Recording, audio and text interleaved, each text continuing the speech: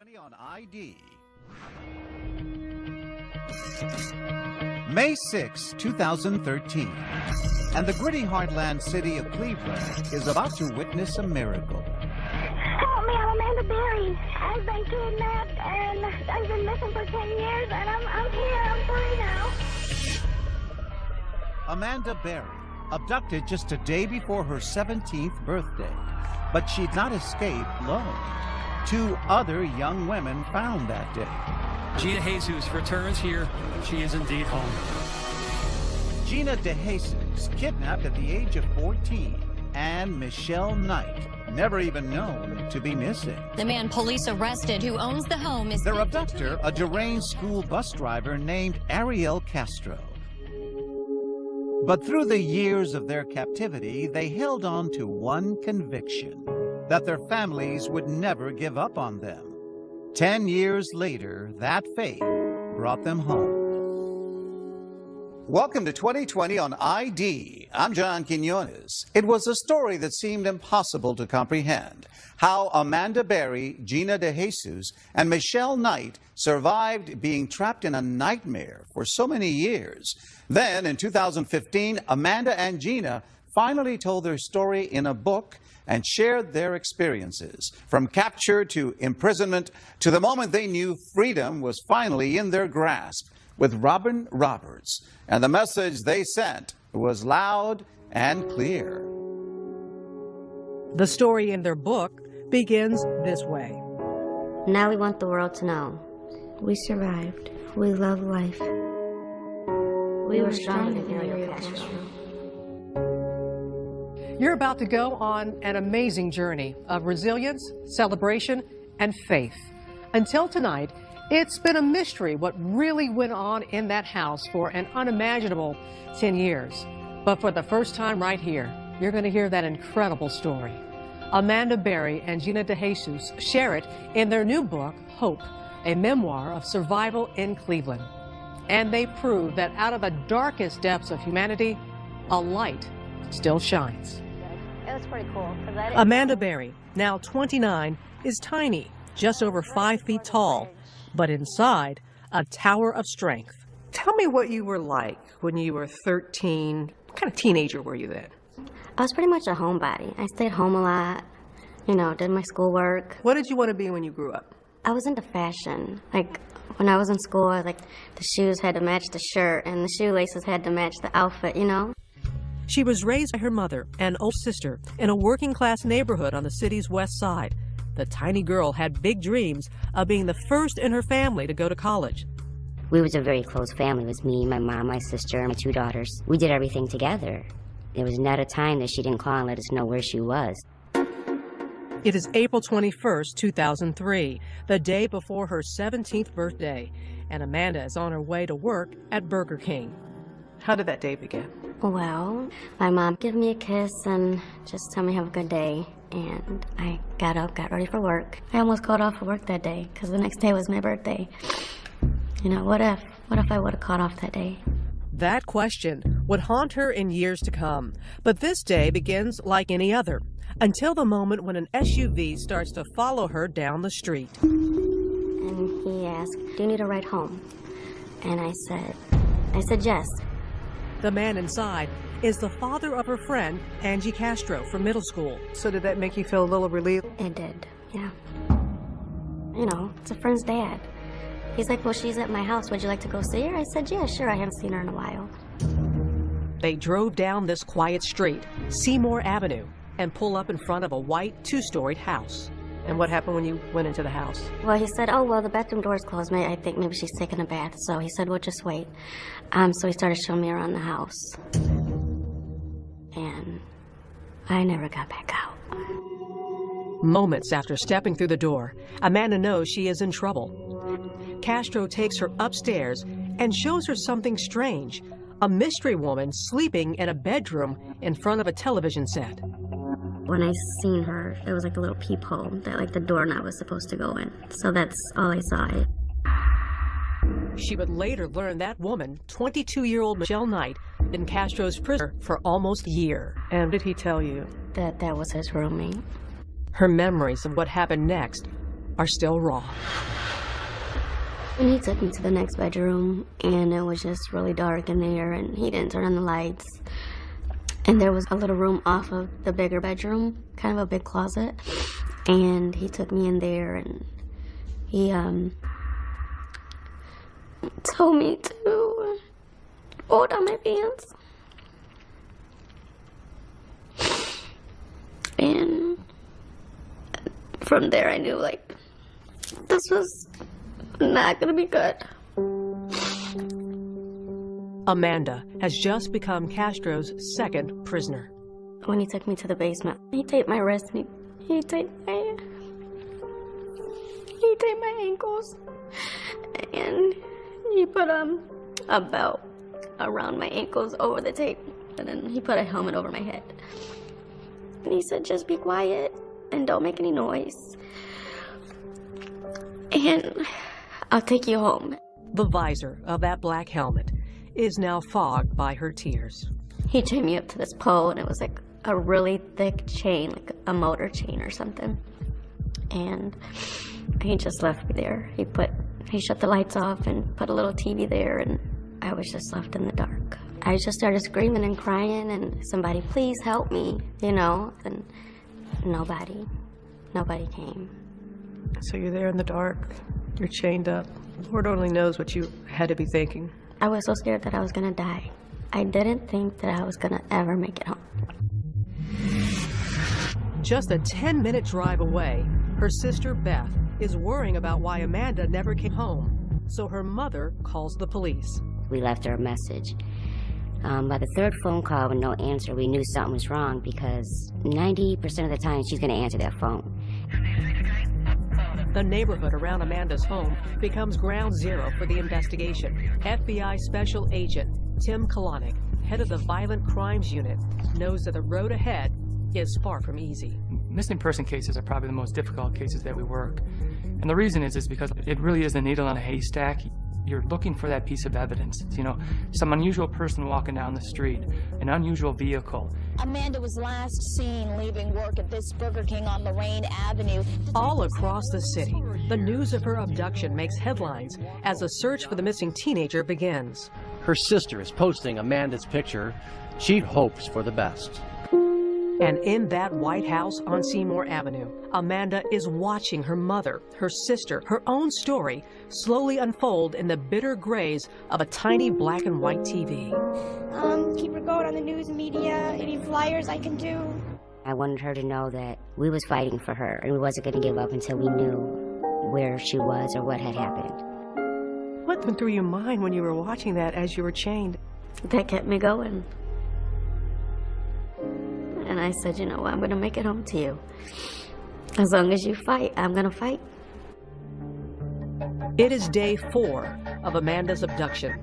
Castro has moved her to an upstairs bedroom, chaining her to a radiator.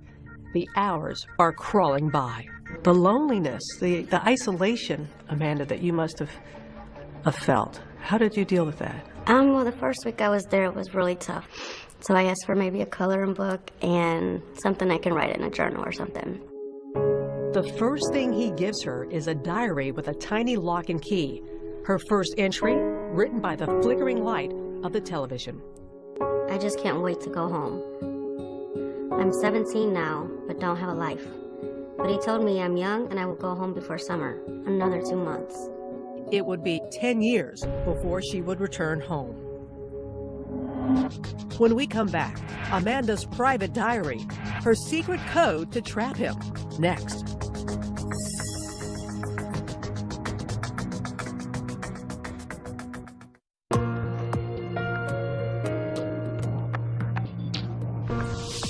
Two years after her escape, Amanda Berry was ready to finally tell what happened in the 10 years she was held captive in a rundown house on Cleveland's west side. Robin Roberts picks up the story as the shock of the first days gives way to a routine that is more horrific than anyone could imagine. This is a scale model of Ariel Castro's house. 1,400 square feet. 4 bedrooms and 1 bathroom. Amanda was first held captive down in the basement. then moved to the second floor and chained in the main bedroom. Just steps down the hall, Michelle Knight, Castro's first captive, lived in a second tiny bedroom. On the surface, the house didn't draw a second glance, but concealed inside 2207 Seymour Avenue is a bunker of chilling magnitude. There were doors that were put on the windows, completely covering the windows so no light could come in. The bolts that held those doors on the wall were sheared off. There was no way they could get them, and those were even behind plexiglass. Its owner, Ariel Casrto, is 5 feet 7 inches tall and a recluse. His only known hobby, playing weekend gigs at local jazz clubs. On the outside, he appeared very normal. He was a bus driver, and there was an instance where he took the grill out in the front yard, and he invited his neighbors. He might be the last one you would suspect of wrongdoing. But the school bus driver is a man with a past. He has a former wife, 4 children, and a history of brutal violence. She and her children moved out of the house, fleeing Castro's violent rage. He hated women. He beat his wife so badly, he stomped on her head, he broke her teeth, he broke her bones. From the beginning, Amanda could sense the uncontrollable anger within. He was very intimidating. He was very scary. His voice was mean and like deep, and if you ever looked into his eyes, they were like black, like he had no soul. It is April 27th, 2003. 6 days into captivity, and Amanda is still chained to that radiator in the second floor bedroom. My chain is actually a few different chains linked by padlocks. It stretches 5 feet from the radiator to my stomach. 5 feet has become the size of my whole world. Can you describe what it was like to live chained like that? It was really hard going to sleep at night. You know, if you wanted to toss onto your back, you couldn't do that. You would have to take the whole chain and move it to the front of your stomach so that you're not laying on the big lock on your back. Her tiny room, about the size of a closet, is dark and filthy. The mattress was old and nasty. It was just disgusting, and the buckets, he used the bathroom. That smelled horrible. Once a day, he feeds her, sometimes junk food, sometimes not at all. He started to give a bag of chips or crackers or something. Her access to the bathroom is strictly limited. He could only take a bath like once a week. You know, my hair would get so tangled, and I would try to brush it out with my hands, and it just got nasty, being so dirty. Ariel Casrto is her only lifeline, but everything, even her weekly shower, comes at a price. He tried to act nice, but he's like, well, maybe you need to go take a shower, and I had to take a shower with him. He forced you to take a shower with him? He thought that, well, I gave her that. I deserve this. Well, what do you want to tell people about the sexual abuse that you suffered? It was horrible. After a while, you just get used to it. Like, you numb yourself to it, and you put your mind somewhere else so that you're not there. You know, you're not in that room with him. How often did you think you were not going to survive? Oh, there was plenty of times when I just never knew why is he keeping me here? Is it, one day when he's done with me, he'll kill me and get rid of me. Yet, what Amanda now knows of Castro's brutality strengthens her conviction to survive. I realize I have a mission. This man enjoys hurting women, and I want people to know it. I don't want him to get away with it. I need to outlast him. She keeps a record in code in her diary. Hidden testimony against Ariel Casrto. 1X, 3, 4. Each entry, a daily record of rape. You would actually put how many times he was assaulting you? I would always write these numbers at the top of the pages because I felt like, one day maybe authorities will get to read it and he'll be punished for what he did. She's disturbed that Casrto calls her his temporary wife. He would try to hold hands with me. It would just make me sick because he would fall asleep, and so I would take my hand away from his hand, and I would scoot to the very edge of the bed, but I couldn't go too far because of the chain. Amanda has been missing for a week when her family receives a late-night call. It is Casrto taunting them using Amanda's cell phone. He called and said, I have Mandy, which nobody called her Mandy, but who knew her. She wants to be with me. We're married. Well, we kind of just sat there like, we know she's not married. We knew definitely that it was foul play. Making that call on Amanda's phone was a near miss in the case, leading authorities to within 2 blocks of his house. In 2003, the FBI was just starting to develop technology that could track a cell phone's location. The intelligence and the information we have indicated that Amanda's phone was used in about a 30-40 block area. We spent about a week around the clock in that area, hoping that this phone would be used again. But Casrto didn't use that phone again, and their one solid lead vanished into thin air. There were very good tips, very good leads that we had to follow up on, and we did follow up on. But unfortunately, the tip that we need just didn't come in. The weeks are slowly stretching into months when Casrto makes Amanda a strange promise. He would always tell me when he got another girl in the house that, you know, I'm just looking for another girl and then I'll take you home. But Amanda knows he's lying to her. She's seen Michelle Knight locked in another room. Though they've never spoken, she knows Michelle is a prisoner too. It was scary because I didn't know if one day we were going to be murdered, when he felt like he was done or he wanted more girls in the house. Like, what was he going to do to us? As the months pass by, Amanda's mother is fighting to hold on to hope. Her daughter's room unchanged since her disappearance. Amanda's Christmas presents still unopened. 4 miles away, in the freezing cold of her room, Amanda fills the empty hours by writing in a diary, hundreds of pages, in notebooks, on napkins, and even on fast food bags. So you get a bag like this, you bring back something home, what would you do with it? We would just go all the way around. There we go. Voila. There's your paper. How many days could you get into this? Oh, that could last a good week if you needed it to. Amanda has been a prisoner for almost a year when Casrto goes on the prowl again, hunting just 5 blocks away from the street where he kidnapped Amanda. On this day, the young girl who catches his eye is 14. Her name, Gina DeJesus, and she's one of his daughter's closest friends. He pulls over to me, and then I got in the car, and then he would say he's going to turn around, but he never turned around.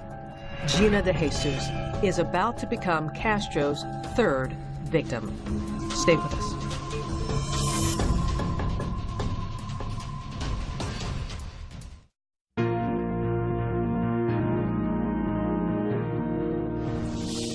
Amanda Berry has been held captive for almost a year. Now, Ariel Castro is hunting for another teenage girl to abduct. And he doesn't have to look far. Once again, here's Robin Roberts. Her spirit is in her smile. Gina DeJesus, age 14, the baby of the family. She loves to dance. I like you. Now 25, she still has the sweetness of the 14-year-old girl she once was. What are words that describe what kind of 14-year-old you were? Outgoing. I like to go outside and hang out with my friends, go skating. What dreams did you have for yourself? I wanted to become a lawyer. Why? I don't know, I think it was fun to win cases. Gina grew up on the rough side of a hard town. The youngest child of 3, she was a slow learner in special education classes. And from an early age, her mother, Nancy Ruiz, always taught her to be wary of strangers. I told her, like, if somebody came up to you and tell you, you know, can you help me look for my dog? I lost my dog. Don't stop. You continue to walk and you ignore the person. I told her to be aware of her surroundings at all times. But all of Nancy's planning was no match for a predator like Ariel Castro. Tell us about that day you were with his daughter. Yes, Ariel Castro. Did you have any idea what kind of man he was? No. I just knew that Dad was her father and my dad was friends with him. Gina is heading home from school with her friend Arlene and gives her some of her bus money to phone home. We were talking about what we wanted to do because it was Friday. And then I was like, you could come over. And then she asked her mom, and her mom says no. She went the other way, and then I went the other way. Now short on bus fare, Gina starts the long walk home when suddenly that maroon SUV pulls up at the curb. It's Arlene's father. He asks me if you seen my daughter? I said, yeah, she's right around the corner. He was like, can you help me find her? And I said, sure. When they arrive at the house, he invites her in. I was sitting there, and he's like, starts to touch me and stuff.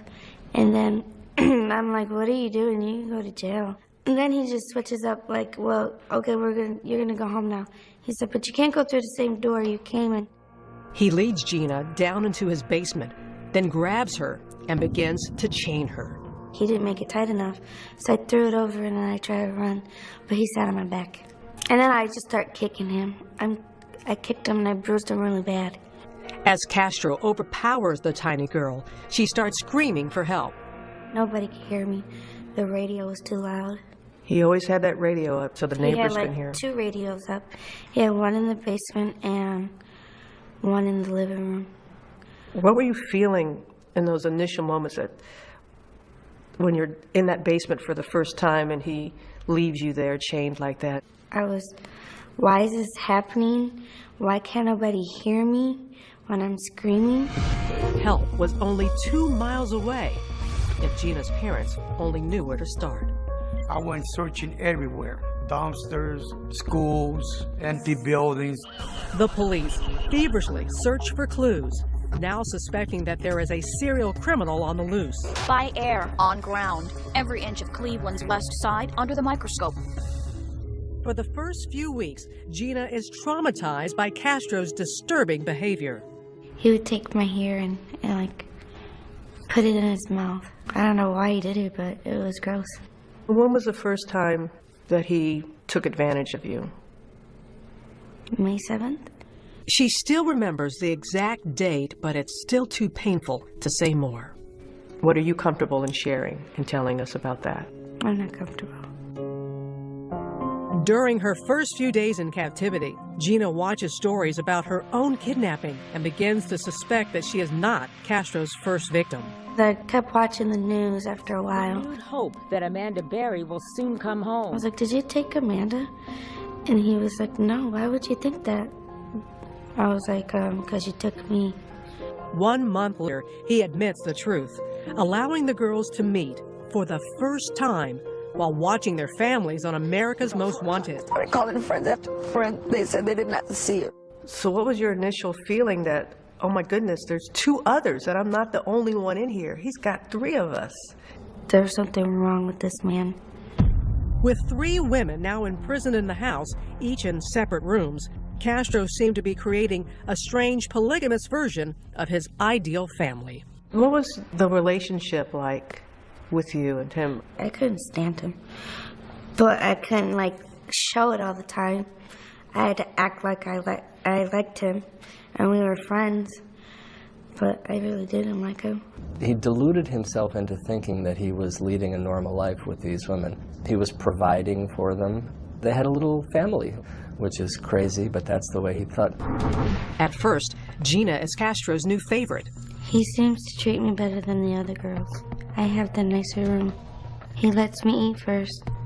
I wonder if he's kinder to me because I'm the new girl. And I wonder what happens when I'm not new anymore. As the new girl, Gina learns about Castro's rigid house rules, granting them freedom from their chains only to clean the house. We had to make toothpaste last for 5 months. We had to use a tiny drop of dish soap to wash a full sink of dishes. We had to put the pan in the center on the stove. It couldn't be a little to the left, a little to the right.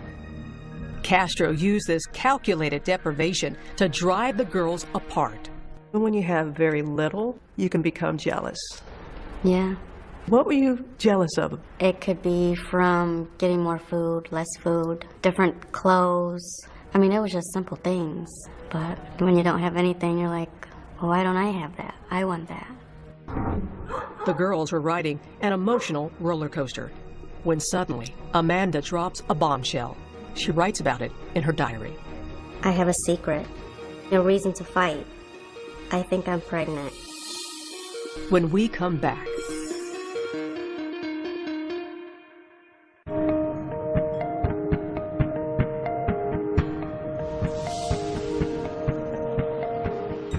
more years have passed in that house on Seymour Avenue. Gina, Amanda, and Michelle locked in a prison of frozen time. Their posters are getting tattered. Their school friends have graduated. Years of isolation have left the girls with nothing but the past. I never finished high school or learned to drive. I hate him for selling me off from the world.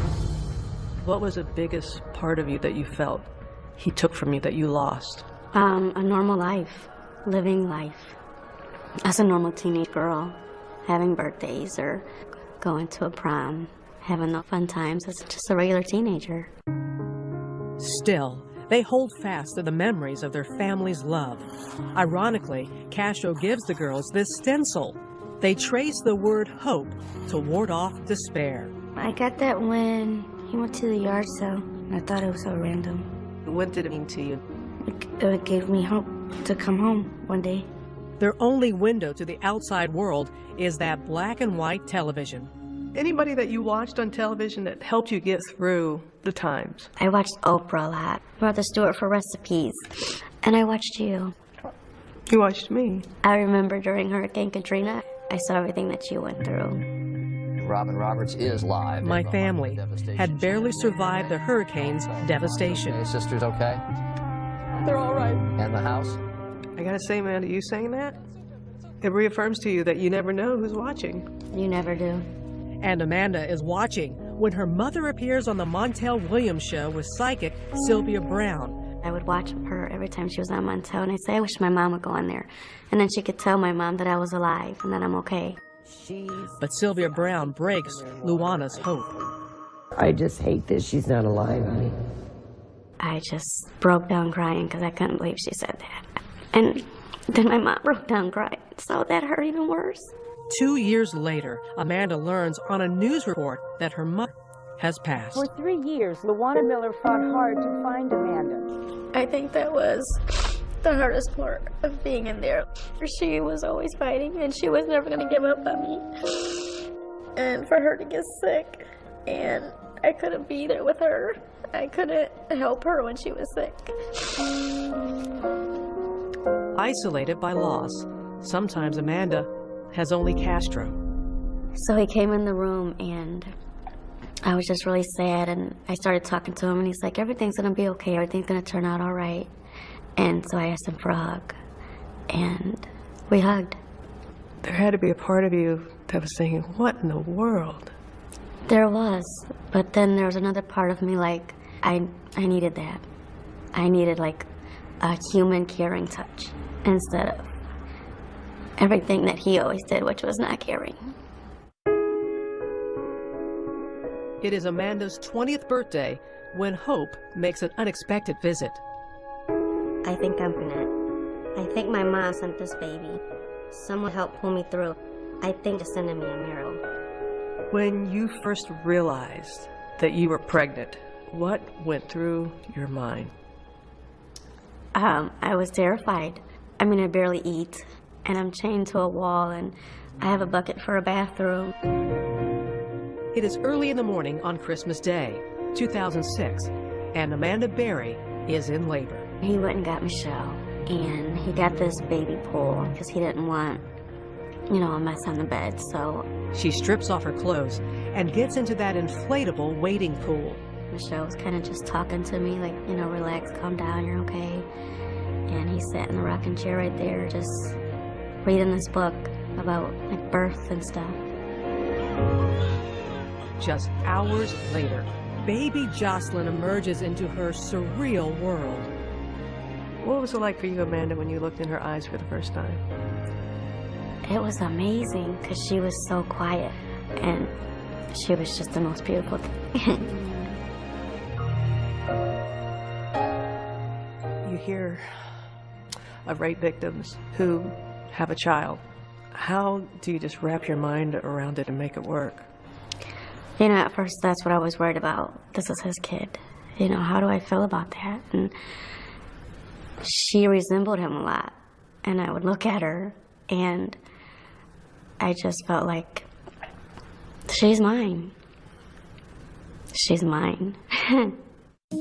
At first, Castro's so afraid of raising questions, he buys no supplies for the baby. Her first outfit was one of his socks, and he cut out like 2 holes for her legs, and then he cut out another sock, and then he cut 2 arms out, and it was like a little dress for her. From day one of Jocelyn's life, Amanda fights for normal in the most abnormal of places. She covers the doors over her windows with a bright shower curtain. She pastes the alphabet up on a wall. But as Jocelyn grows older, it gets harder to hide the truth. Does she see the chains on you? Yeah. So he started to call them like bracelets, and she was about 3 years old, and he finally took the chains off. That was because of Jocelyn. What was her relationship like with her father? Normal. She loved him, and he loved her. Did you ever worry that he was going to harm her? I was. Would he touch her? Would he ever think about touching her? Because, you know, he had his problems. Despite those fears, she says Casrto is a good father. Though Jocelyn is almost 3 before he consents to her first walk outside in the sun. She had never been to parks before and seen little kids like herself. One of the best times when you looked out and you saw the sunlight on her face for the first time.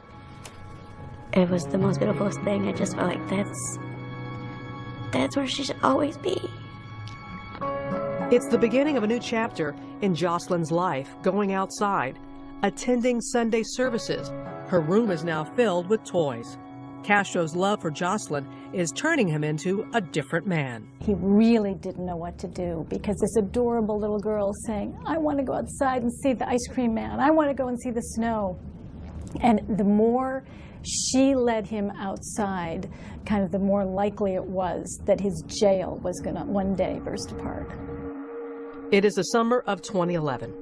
Jocelyn is almost 5 years old when, in a defiant act of hope, Amanda creates an imaginary schoolhouse inside the prison of their tiny room. We would pretend, leave our house, all of this in the same room, of course. So you've been doing all this in the same room?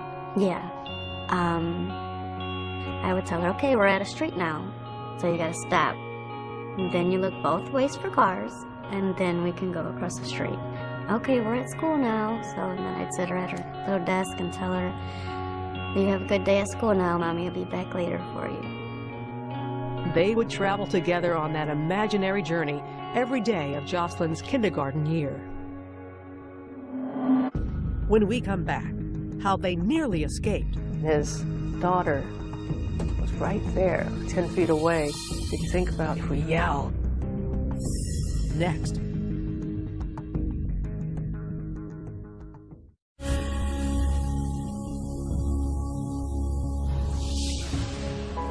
Though the house was a fortress and the girls, for years, locked and chained, the question that many may ask is, why didn't they run?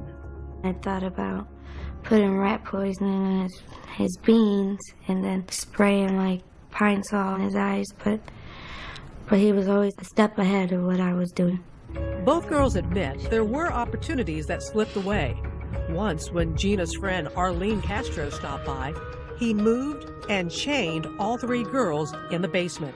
The 3 of you were in the basement, and his daughter was right there. Arlene was just 10 feet away.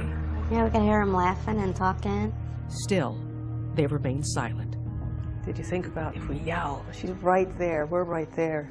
Possibly somebody she could hear you? There was always a chance. What if he killed everybody? The daily abuse was agonizing, but the unknown, even more terrifying. Every day was unpredictable. That was one of the hardest parts, because you never knew how he was going to act. What do you say to those people to make them understand? You never know until you're in that situation, what you're going to do, how you're going to react. They dreamt of escaping. They dreamt of setting the house on fire. But if I get caught, I just can't bear any more pain. And they were frozen in fear. But on May 6, 2013, courage came from the most unexpected of places. On that day, it is little Jocelyn who sparks the great escape.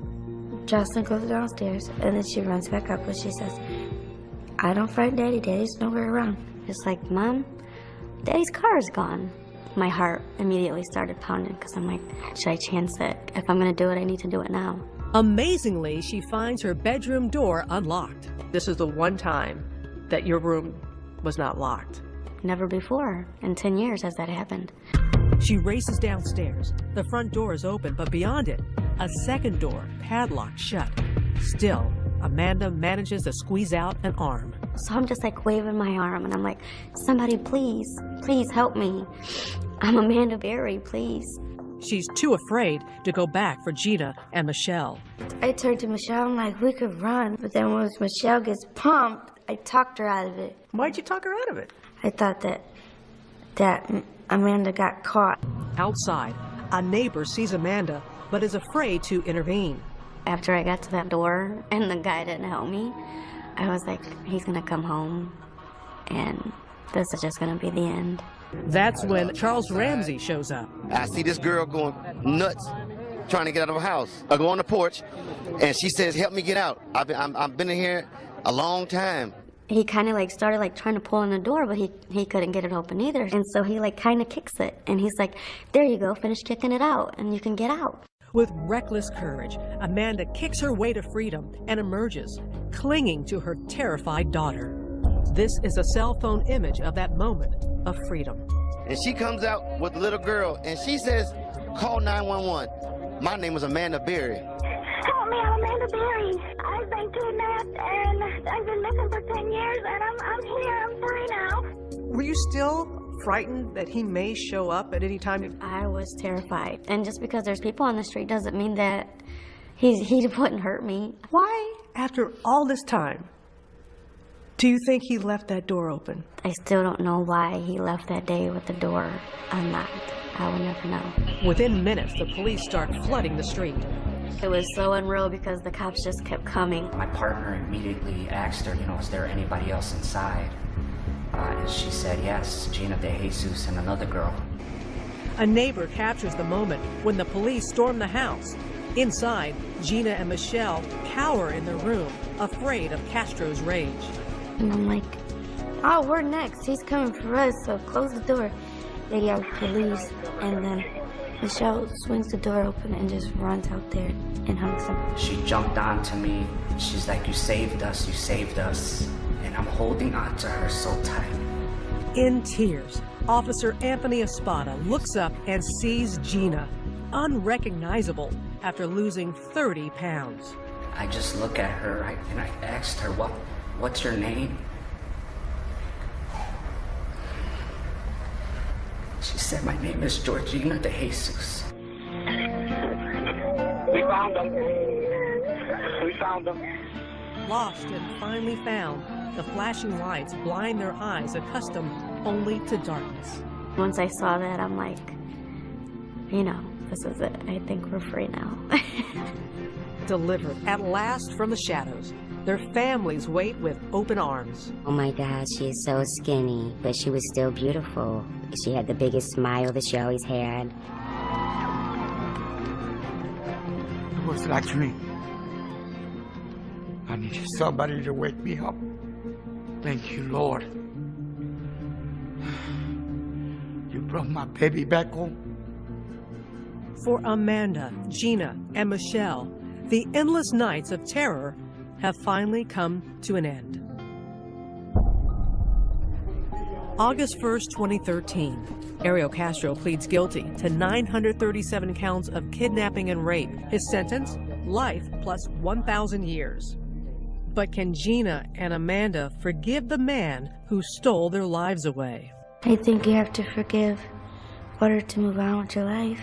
Can you forgive him? I thought about that a lot. And in this situation, I feel like, no, I could never forgive him. I mean, he took my mom from me. I'll never get to see her again. Just weeks into his sentence, Casrto hanged himself. I wish he would have not killed himself because I wanted him to suffer like we did. I think he took the easy way out. The house on Seymour Avenue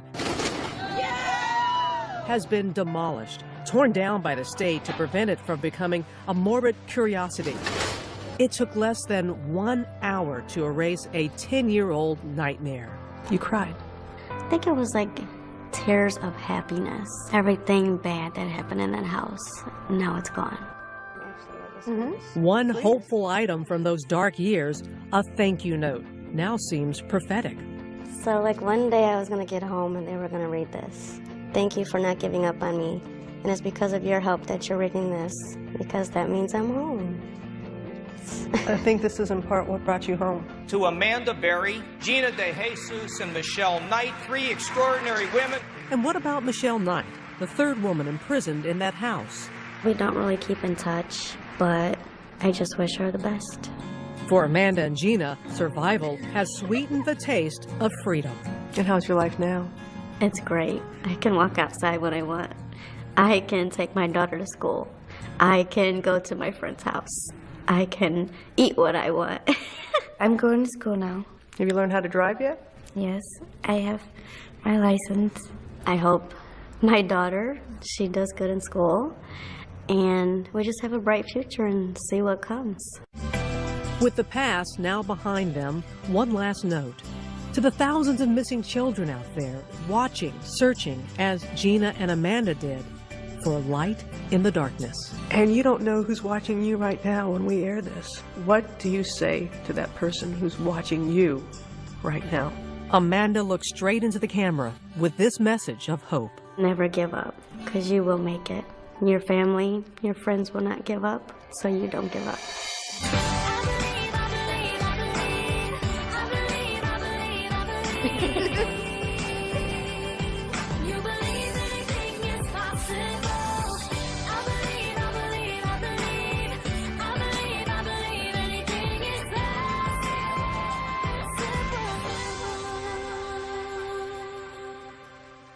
Two years after their escape, another milestone for Amanda Berry and Gina DeJesus. Both women received honorary degrees from John Marshall High School in Cleveland, the school Amanda was attending when Ariel Casrto abducted her. I'm John Quinones. Please join us next time for another edition of 2020 on ID.